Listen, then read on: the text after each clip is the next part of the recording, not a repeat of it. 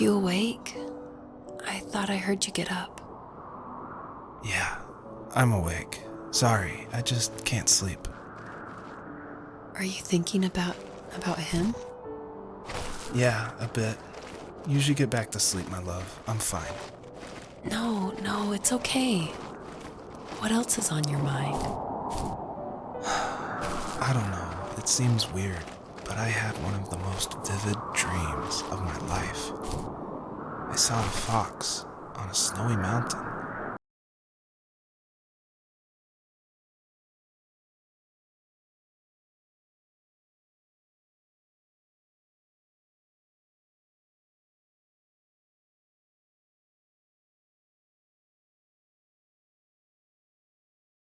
Just looking confused and worried. Those eyes. I can't get those eyes out of my head. She was running in the windy snow, looking for something. Do you think it has to do with you and what's been going on? I don't know. It was just a dream, Rachel. They're not meant to make sense. A lot's happened the past couple days, that's all.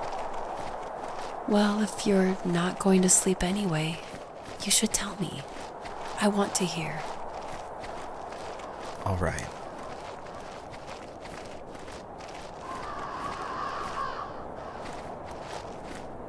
So, not far from her home, she followed that path to something unexpected.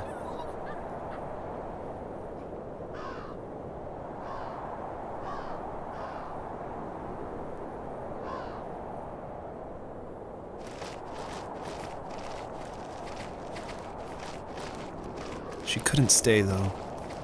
She had to find her other 2 children. So she took that path. She followed it towards something ancient. Something with answers.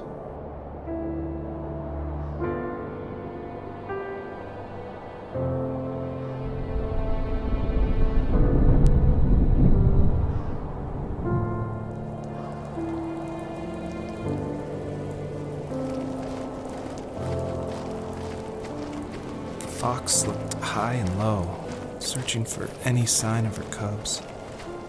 Points of light showed the way to this ancient tree. It was as if each one had a story to tell, all their own. The land was trying to tell my story, too. I felt like I was right behind her the whole time.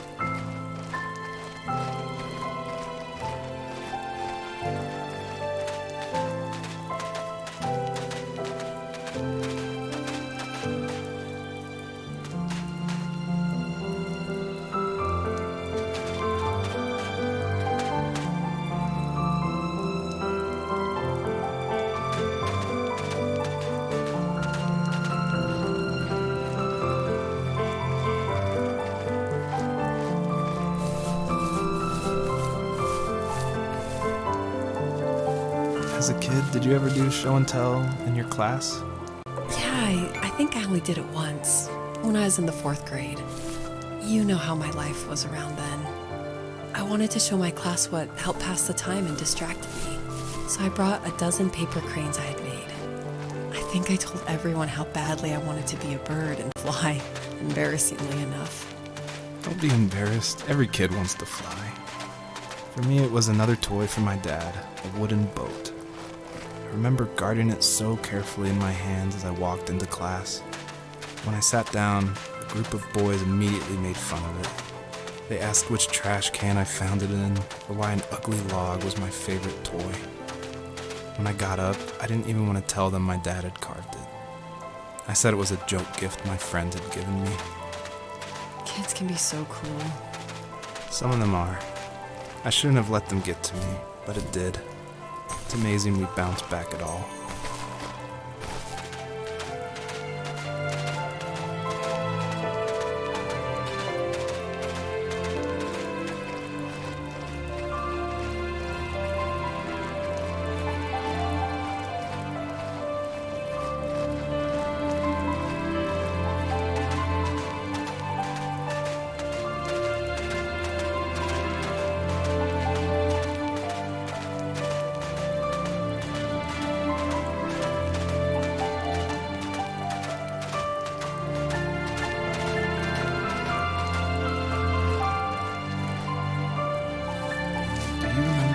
Dad did for a living? Wasn't he like a lumberjack? That's one way of putting it. If wood was a canvas, then a carving knife was his paintbrush. Even after working a 50-hour week, even after his hands were more splinters than skin, he would bring home the nicest piece of Alaskan weeping cedar and make me toys. That wooden train was the first toy I can remember, and I loved it. I just knew from a young age I was going to be a lumberjack, like my father.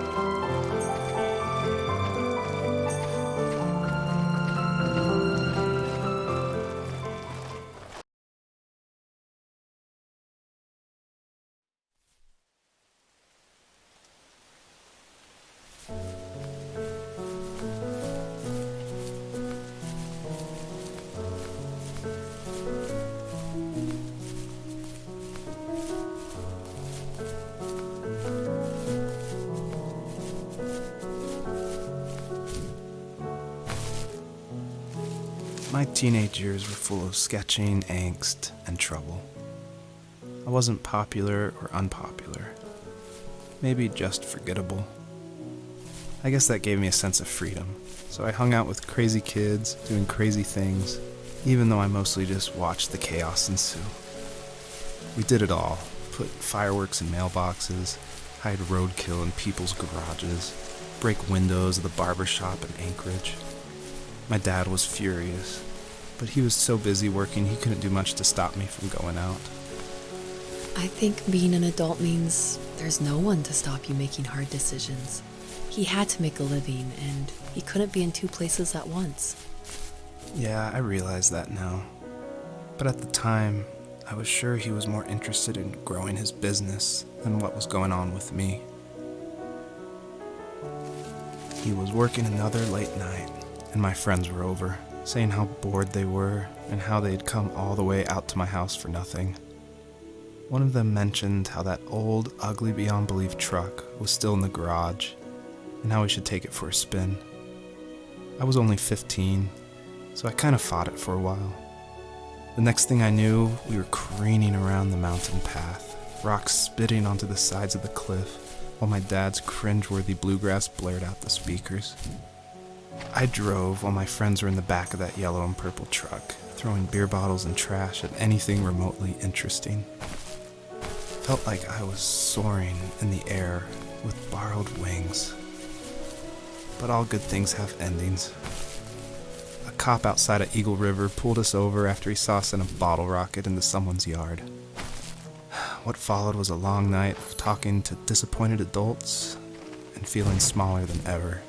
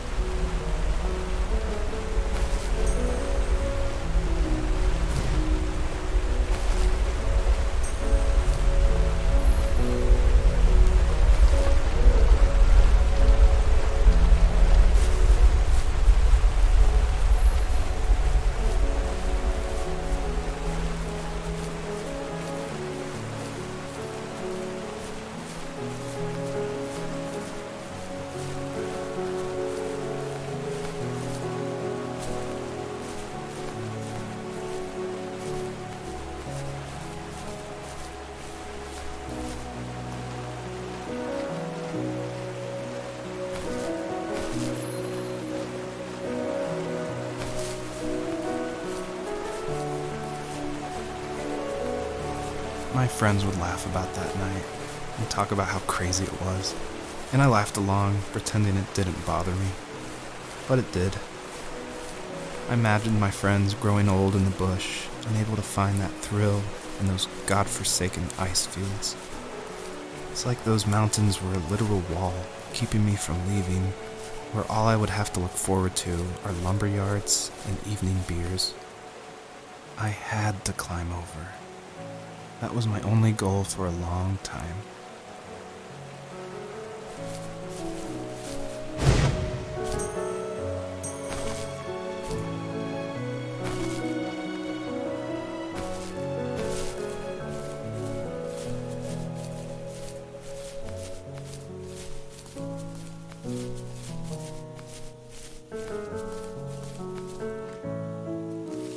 If there was some way I could take my love of drawing and turn it into a way of escape, nothing would make me happier. I wanted to create instead of tearing trees down. I wanted to move to the lower 48, not because I hated it there in Alaska, but I hated the idea of it.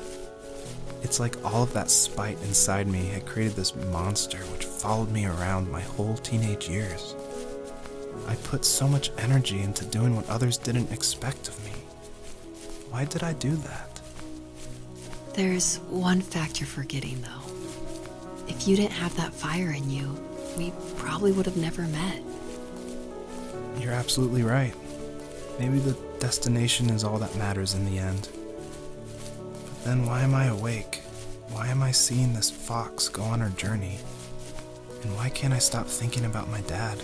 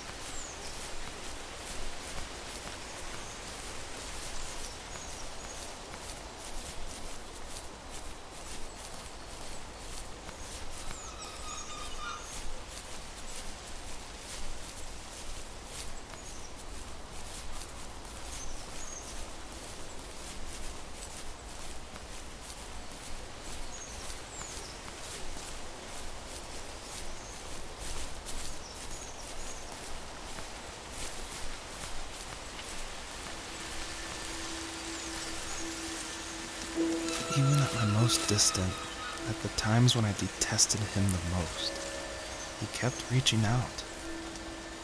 For a year straight, he asked me every week when we were going camping. I thought he was just dense. Eventually, to shut him up, I agreed.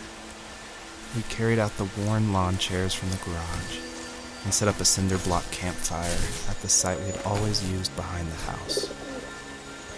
We walked down the mountain path, talking in the warm sunshine we only got a couple months of the year. Those 3 obsidian rocks shimmered alongside the shore, almost like sparklers pressed against a dark window.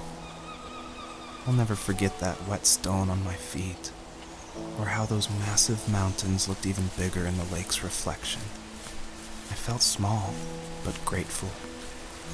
As the sun set, my dad found something I hadn't seen for a long time. The tree where I'd made my first carving when I was 6. I hadn't even carved it. My dad had helped me, but I still called it my tree. Something about seeing my name there made me open up, and we talked about everything that night in that old camouflage tent.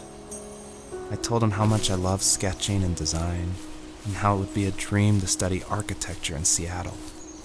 I told him how I didn't get along with my friends much anymore, but that I didn't mind being alone.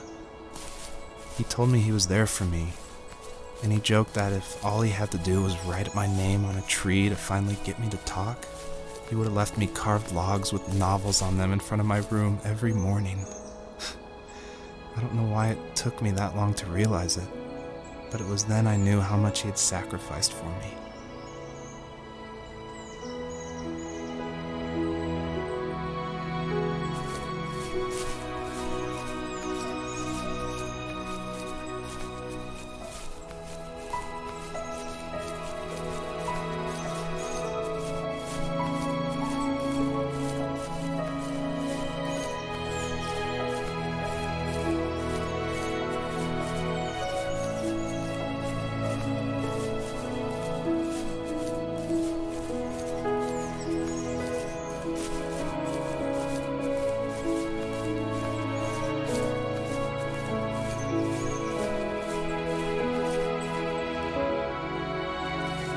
On our property, there were old abandoned pieces of a shed and car long left unused. I used to ask him all the time who those people were that left all this junk, and I'm sure he got so tired of hearing it that he made up some elaborate stories how a brown bear ate them and haunted the woods afterwards.